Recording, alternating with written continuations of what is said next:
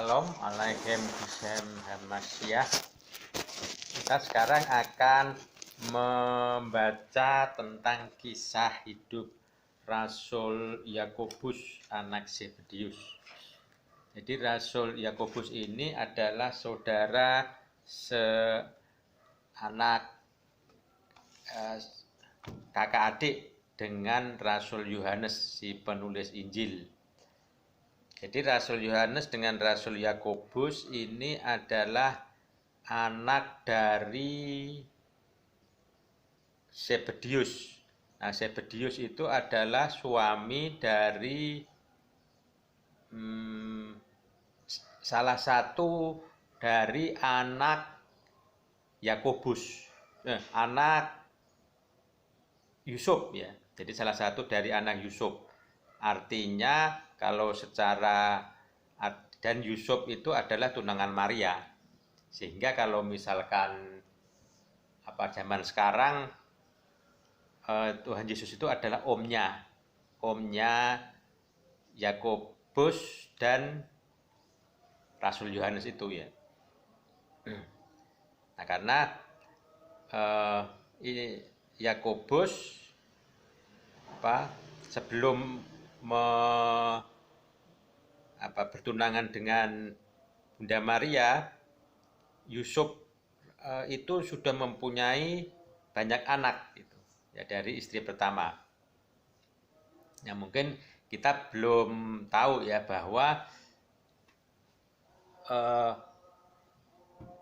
Yusuf dengan Bunda Maria itu selisihnya umurnya 50 tahun, ya, 50 tahunan. Ya. Jadi dari catatan gereja ortodoks itu 50 tahun. Mengapa bisa terjadi seperti itu? Apakah pedofil atau apa gitu ya?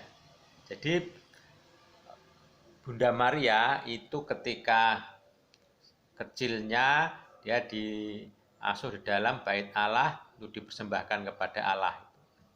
Nah, ketika menginjak umur 13-15 tahun sudah masanya Bunda Maria itu ditunangkan atau menikah. Nah, karena Bunda Maria itu adalah orang suci, maka para imam di bait Allah itu akan mencarikan siapa yang pantas untuk menjadi suami Maria.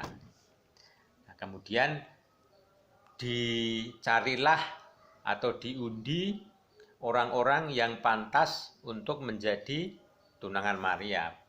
Tentu saja dari antara mereka itu adalah orang-orang yang belum menikah atau yang sudah pernah menikah. Itu yang menjadi kriteria, dan tentu saja adalah orang-orang yang baik dan yang suci. Nah, dari undian itu maka salah satu yang menjadi pilihannya adalah Yusuf. Jadi diundi kemudian Yusuf. Nah, dari undian yang pantas itu ternyata Yusuf salah satu dari nominasi gitu. Nah, dari nama-nama nominasi itu kemudian diundi lagi. Nah, maka dari undian yang kedua itu jatuhlah nama Yusuf yang harus menjadi tunangan Maria atau yang menikah dengan Maria.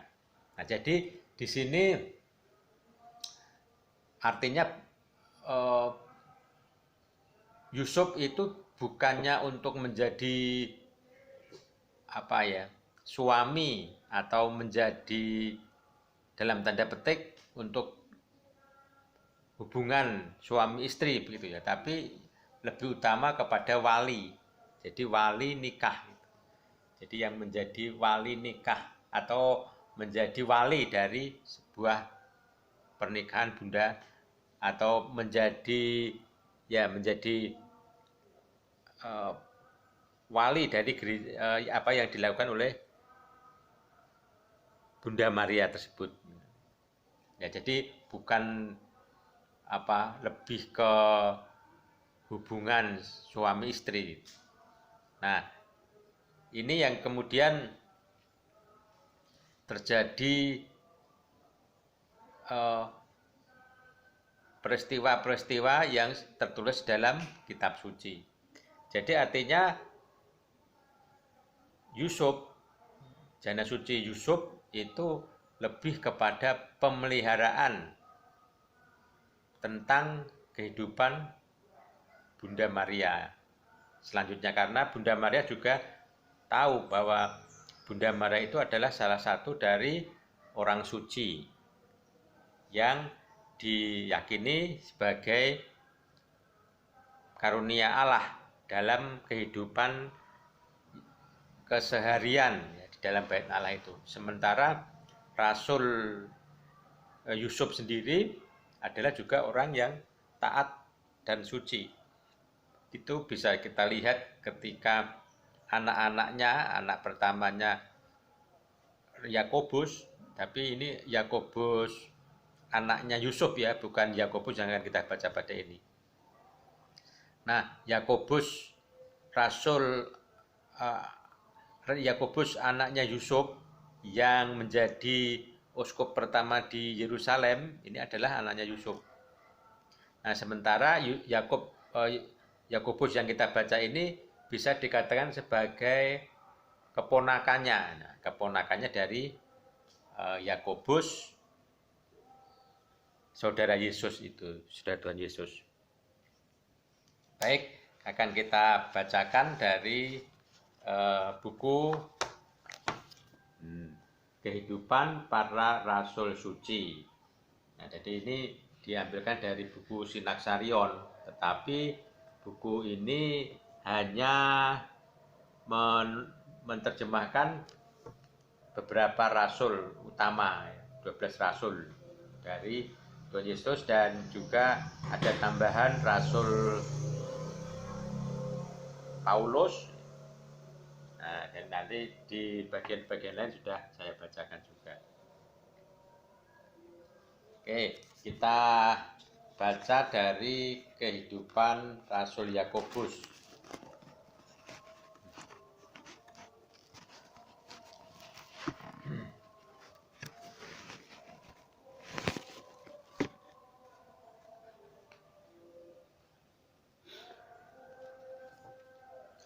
Jadi Rasul Yakobus ini diperingati pada tanggal 13 Mei. Ya, 13 Mei untuk kalender sipil. Kalender sipil 13 Mei. Atau hari ini kalau saya bacakan, ya saya membacakan pas tanggal 13 Mei atau tanggal 30 April kalender gereja. Artinya kalender gereja itu adalah kalender Julian. Sementara 13 Mei itu adalah kalender Gregorian. Itu kalender Julian itu tanggal sekarang itu masih pada tanggal 30 April. Makanya antara Natal, antara kalender Gregorian dengan kalender Julian berbeda hari kan. Kalender Julian itu sebenarnya tanggal 25 April 25 Desember kalender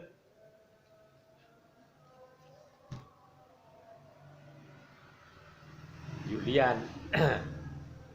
Nah, kalau 25 April kalender Julian 25 Desember kalender Julian itu berarti sudah tanggal 6 Januari kalender Gregorian. Ya, sudah tanggal 6 Januari kalender Gregorian. Oke. Kehidupan dan penderitaan dari Rasul Suci Yakobus anak Zebedius. Maka juga Yakobus, janganlah mengabaikan pekerjaanmu sebagai pewarta, dan ingatlah Zebedius, untuk siapa mula pertama engkau bekerja? Karena kamu tahu, kamu menjauhkan ayahmu dalam sebuah perahu, lalu mengasihiku. Sang Pencipta bersama dengan sahabatmu, para hamba untuk melaksanakan kehendak-Ku. Janganlah takut pengkhianatan, karena Aku telah mengkandaskan rancangan-rancangan mereka. Ketika mereka menikammu dengan pedang, renungkanlah bahwa lambungku pun telah ditusuk dengan tombak. Akulah yang mengetahui isi hati manusia.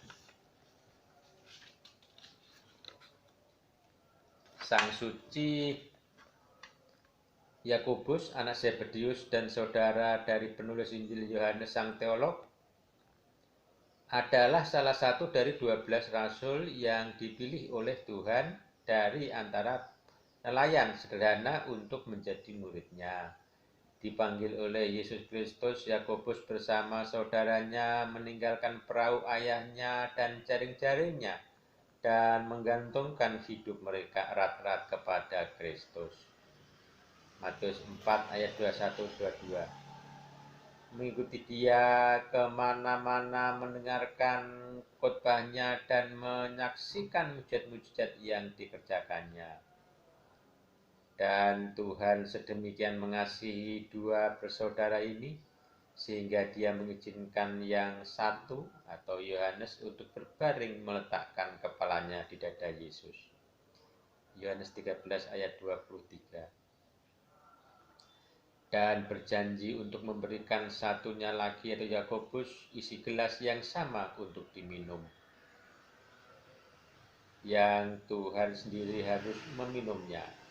Matius 20 ayat 22-23. Dan rasul-rasul ini sedemikian mengasihi Tuhannya dan memperlihatkan padanya kesetiaan, sampai mereka ingin memanggil api dari langit bagi orang-orang yang tidak percaya untuk menghancurkan mereka. Lukas 9 ayat 54. Lalu ketika akan dilakukan yang bukan merupakan kemurahan hati kita, maka Tuhan Yesus mencegah mereka. Pada kedua rasul ini, Yakobus dan Yohanes, anak-anak Zebedius, sama seperti kepada Rasul Petrus. Mereka menyaksikan penampakan keutamaan Tuhan, yaitu karakter keilahiannya maupun misteri-misterinya, terpilih dari para rasul lainnya sebagaimana telah terjadi sebagai contoh di atas Gunung Tabor.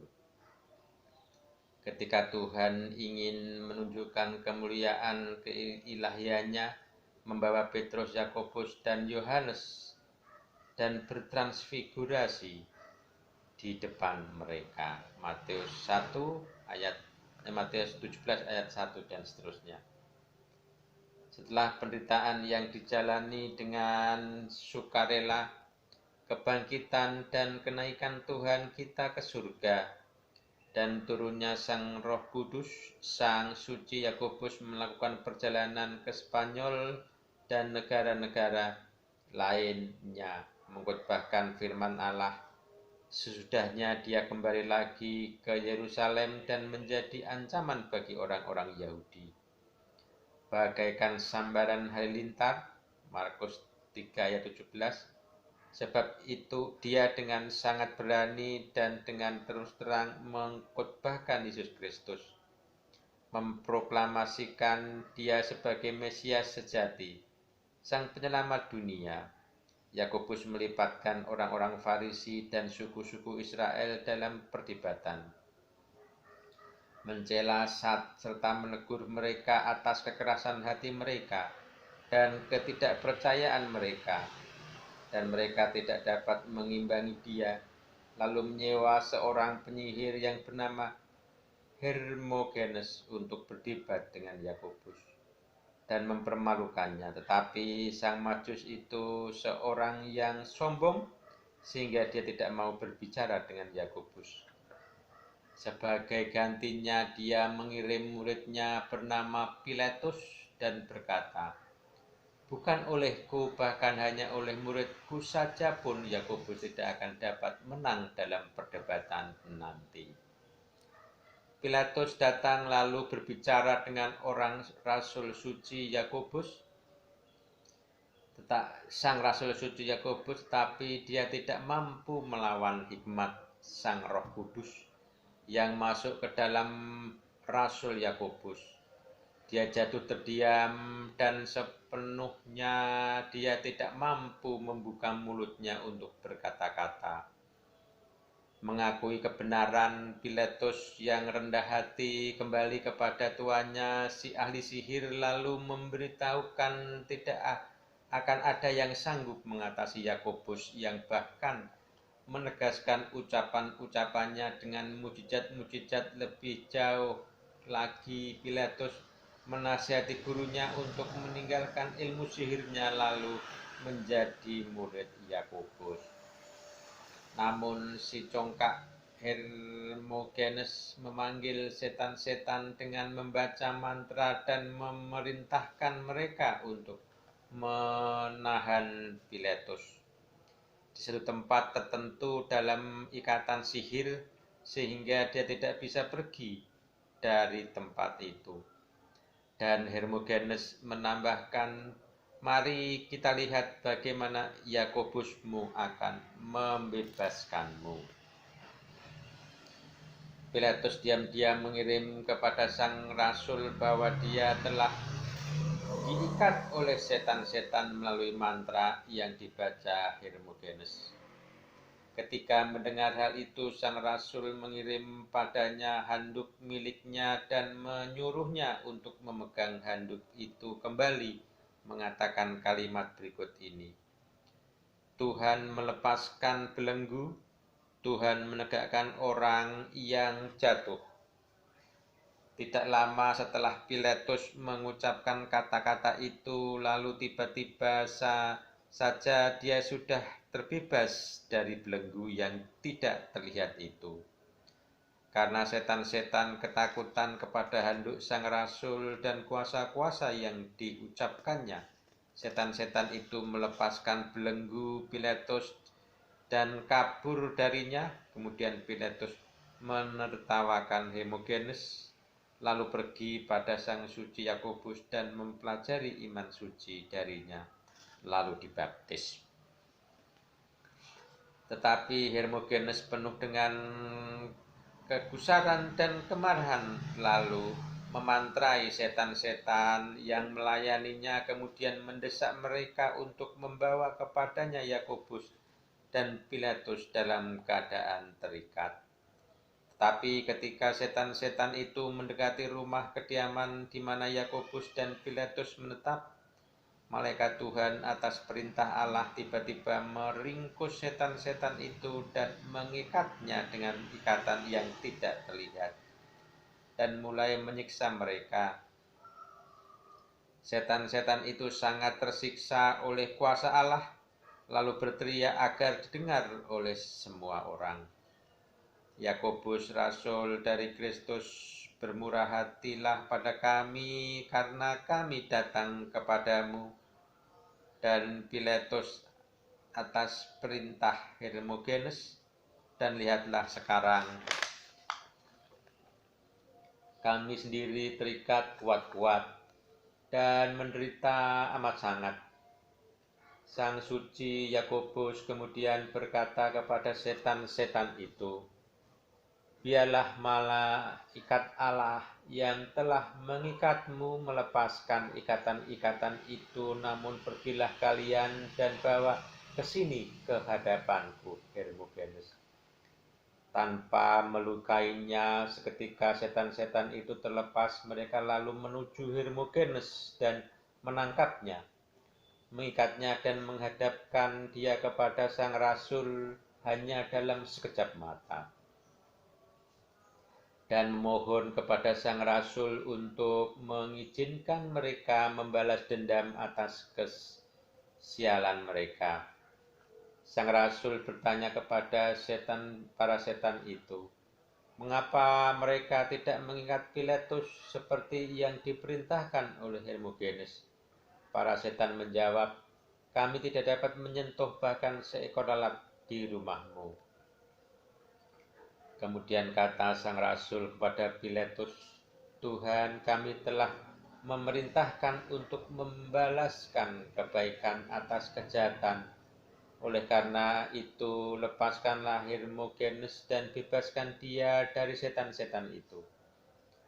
Sudah itu, sang rasul berkata kepada Hermogenes yang telah dibebaskan dari setan-setan itu, Tuhan, kami tidak ingin memiliki hamba-hamba yang ada di dalam kungkungan, tetapi mengendaki hamba-hamba yang bekerja dengan sukarela. Maka pergilah kamu kemana saja yang kamu ingini. Tetapi Hermogenes berkata, tidak sesegera itu aku meninggalkan rumahmu. Karena setan-setan itu akan membunuhku, karena aku tahu betapa besar kegusaran mereka. Dan aku juga tahu tidaklah mungkin aku mampu melarikan diri dari mereka, jika kamu tidak membela aku. Kemudian sang rasul memberikan kepadanya tongkat yang sering digunakan dalam perjalanan. Hermogenes pulang ke rumahnya bersama tongkat itu, dan sepanjang perjalanan dia tidak mengalami gangguan apapun juga dari perbuatan para setan itu. Lalu dia mengakui kuasa Kristus dan melihat ketidakmampuan setan-setan itu. Hermogenes mengumpulkan buku-buku ilmu sihir, dibawalah semua itu di hadapan sang rasul suci Yakobus dan bersujud di kakinya sambil menangis, katanya, hamba sejati dari Allah sejati yang membebaskan jiwa-jiwa manusia dari neraka, berilah kemurahan kepadaku dan terimalah musuhmu ini menjadi muridmu. Setelah mempelajari iman suci dari Yakobus, Hermogenes menerima baptisan lalu membakar semua buku-buku sihirnya atas perintah sang rasul dan menjadi hamba sejati Kristus. Sampai sedemikian jauh dia mampu melakukan mujizat-mujizat atas nama Yesus Kristus. Orang-orang Yahudi melihat semua ini terjadi menjadi sangat gusar, lalu membujuk Raja Herodes Agripa untuk memulai penyiksaan terhadap gereja-gereja Kristus dan membunuh Yakobus. Kemudian Herodes sang raja mulai mengulurkan tangannya untuk menyakiti gereja. Kemudian membunuh Yakobus saudara Yohanes dengan pedang. Dan karena dia melihat itu menyenangkan orang-orang Yahudi, dia melangkah lebih jauh lagi dengan memasukkan Petrus ke dalam penjara. Kisah 12 ayat 1-4. Eusebius, Euskop Kaisaria dari Palestina, menceritakan kisah tentang Yakobus ini dituliskan ketika dia dihukum mati oleh Herodes.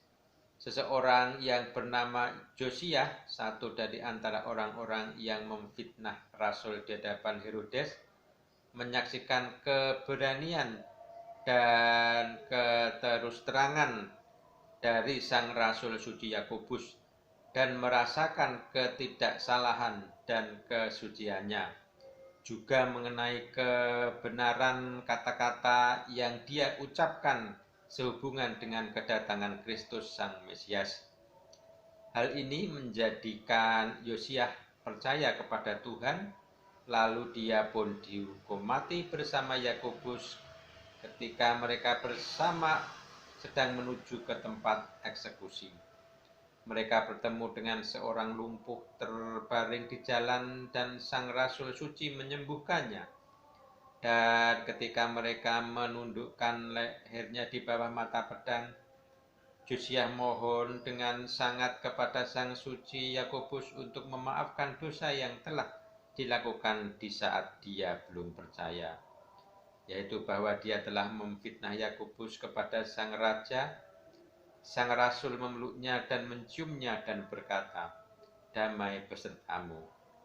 Lalu mereka berdua menundukkan kepalanya di bawah pedang, mengakhiri hidup bersama-sama. Hal itu terjadi oleh kebaikan dan pemeliharaan Allah pada tahun 44 Masehi.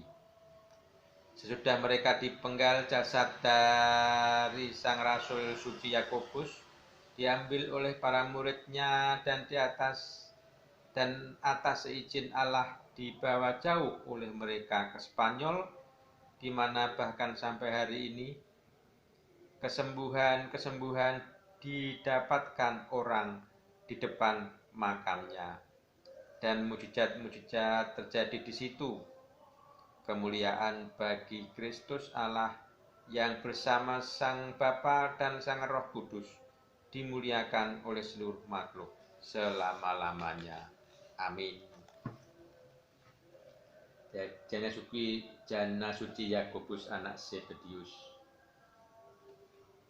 Sebagai murid dan tentara Tuhan, oh Yakobus, engkau yang terkemuka di antara kesatuan para rasul yang jaya, bersama saudaramu, engkau menggantungkan hidupmu kepada Sang Juru Selamat dengan sepenuh hatimu, sebagai seorang yang dipersenjatai dengan kuasa Roh. Engkau mengokohkan dia kepada semua orang. Lalu dengan kejamnya engkau dibunuh dengan pedang.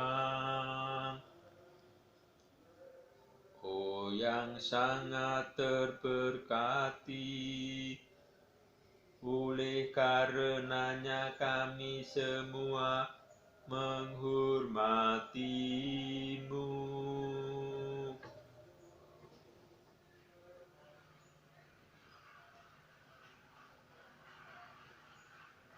Ketika mendengar suara ilahi memanggilmu,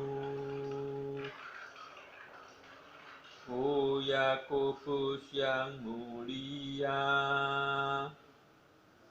engkau meninggalkan kasih ayahmu dan berlari bersama saudaramu kepada Kristus, dan bersama dengan dia engkau dianggap layak untuk menyaksikan transfigurasi keilahian Tuhan. Di atas gunung Tabor, oh Yakobus yang suci, engkau mendengar Allah menyatakan anaknya, dia yang dengan berani engkau khotbahkan di depan bangsa Yahudi, oh martir, rasul, dan perintis yang benar. Demikian pembacaan dari Rasul Yakobus, saudara dari Rasul Yohanes sang penulis Injil. Nah, untuk ikon dari Rasul Yakobus ini adalah, nah ini ikonnya, ikon dari Rasul Yakobus.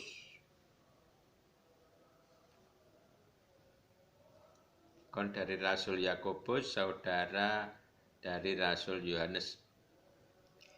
Jadi Rasul Yakobus itu adalah murid pertama dari Tuhan Yesus yang menjadi martir. Makanya dalam Tuhan Yesus pernah mengatakan bahwa cawan yang akan diminum juga akan diminum oleh Rasul Yakobus dalam tadi yang sudah kita baca. Demikian, salam, sampai ketemu dalam pembacaan berikutnya.